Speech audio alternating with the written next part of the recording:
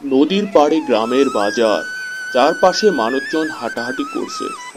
দরিদ্র মাছ বিক্রেতা অশোক তার মাছের পসরা সাজিয়ে বসে আছে। অপর পাশে অসৎ মাছ বিক্রেতা কমলও মাছ নিয়ে বসেছে। এই যে দাদা, আসেন আসেন, তাজা তাজা মাছ নিয়ে যান, বাজারের সবচেয়ে সেরা মাছ। অশোক দাদা, কি দরে মাছ দিচ্ছ আজ? তোমার মাছ ভালো হবে তো? আগে 1 কিলো 60 টাকা। কি যে বলেন দাদা, বাজারের সবচেয়ে ভালো মাছগুলো নিয়ে আসি, নিয়ে যান দাদা 1 কিলো। না না অশোক দাদা, তুমি বেশি দর চাচ্ছ। ওদিকে কমলও তো অনেক কম দরে মাছ দিচ্ছে, দেখি কমলের থেকেই তবে মাছ নেই। এই যে দাদা, আমার থেকে কম দরে মাছ নিয়ে যান, কম দরে ভালো মাছ হবে দাদা। আসেন আসেন, সস্তায় ভালো মাছ শুধু কমলই দেয়। আমার মাছ কেউ কেনে না। পাশের দোকানদার কমলের পচা মাছ কিনতে সবাই ভিড় করে। আমি এত ভালো মাছ নিয়ে আসি, তাও কেউ নিতে চায় না। কিভাবে সংসার চালাবো? এভাবে চলতে থাকলে তো পথে বসতে হবে। অশোকের ছোট ঘর, স্ত্রী মহুয়া চুলা জ্বালাচ্ছে, মেয়ে খেলছে। অশোক বাড়িতে প্রবেশ করে। গিন্নি, আরে ও গিন্নি, কি যে কপাল! আজও পুরো মাছ বিক্রি করতে পারিনি। কেউ আমার থেকে মাছ কিনতে চায় না। সবাই কম দামে কমলের থেকে পচা মাছ কিনে। দিনের পর দিন সেই একই অবস্থা। সংসার কি আর এভাবে চলে? মাছ কেউ কেনে না। কি যে করো তুমি? কমল দাদার মতো করলেও তো পারো। ঘরে একটুও চাল নাই, কাল থেকে আর উনুন জ্বলবে না। কি যে বলো গিন্নি, আমার দ্বারা অসৎ কাজ হবে না। আমি পারবো না মানুষকে ঠকাতে, এটা কখনোই সম্ভব নয়। তা আমি জানি না বাপু, কাল থেকে ঘরে আর উনুন জ্বলবে না। এবার সবাইকে না খেয়ে মরতে হবে। তোমার কথাই ঠিক, কি করব বুঝতে পারছি না। দিন দিন আমার দোকানের অবস্থা আরো খারাপ হচ্ছে। এভাবে আর হবে না। যদি কিছু একটা না করতে পারি, আর বাড়িতেই আসবো না। অশোক ঘর থেকে বেরিয়ে যায়। সে হতাশ মনে হাঁটতে থাকে।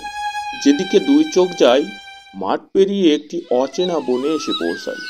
বনটি নির্জন, পাখির ডাক শোনা যাচ্ছে। অশোক ক্লান্ত হয়ে হাঁটছে। গিন্নিও আমাকে বুঝলো না। কোথায় যাব যে আমি? আমার জীবনে কিছুই ভালো হয় না। অনেক কষ্টে মাছের দোকানটা দিয়েছিলাম, তাও ঠিক মতো চালাতে পারলাম না। এবার আর বাড়ি ফিরবো না। অশোক একটি বড় গাছের নিচে বসে পড়ে এবং ধীরে ধীরে ঘুমিয়ে যায়। এদিকে সন্ধ্যা ঘনিয়ে আসে। হঠাৎ এক অদ্ভুত গর্জনের শব্দ। অশোক চমকে উঠে তাকায়। সামনেই তার বিশাল একটি গাছ, যার পাতা সোনালী আভায় ঝলমল করছে। কেমন জানি অদ্ভুত আকৃতির গাছটি, যা আগে কখনো দেখিনি অশোক। তুমি কে গো বাছা? এই বাগানে বা কেন এসেছো? এখানে তো সন্ধ্যার পর কেউ আসে না। বলো তো দেখি, কি হয়েছে তোমার? আমি একজন দরিদ্র মাছ বিক্রেতা। কেউ আমার মাছ কিনে না। সংসার চালাতে পারি না। বউ বাচ্চাদের মুখে দুবেলা দুমুঠো ভাত তুলে দিতে পারি না।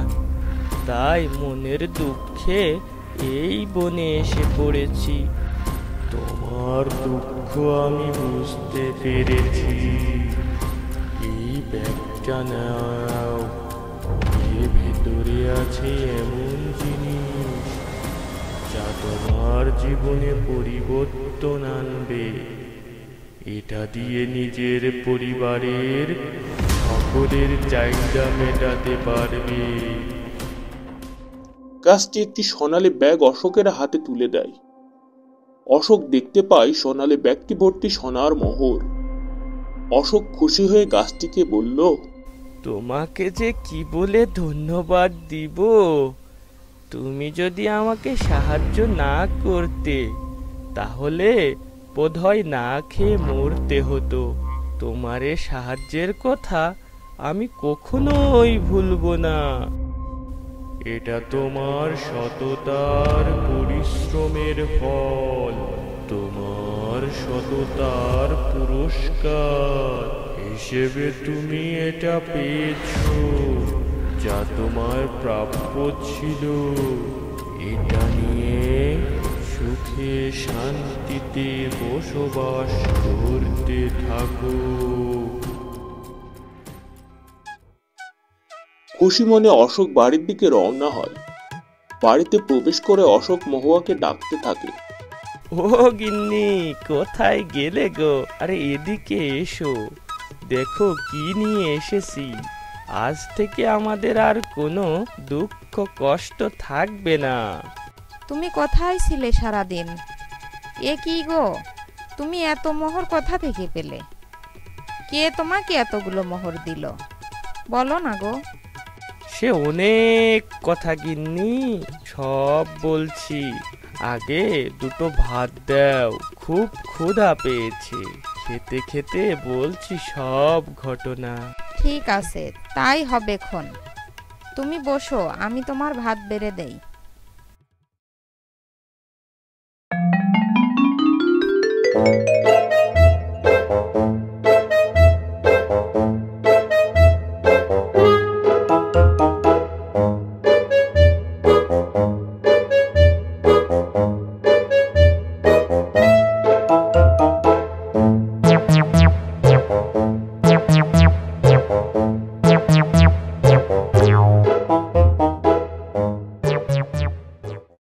এবার বুঝতে পেরেছো গিন্নি?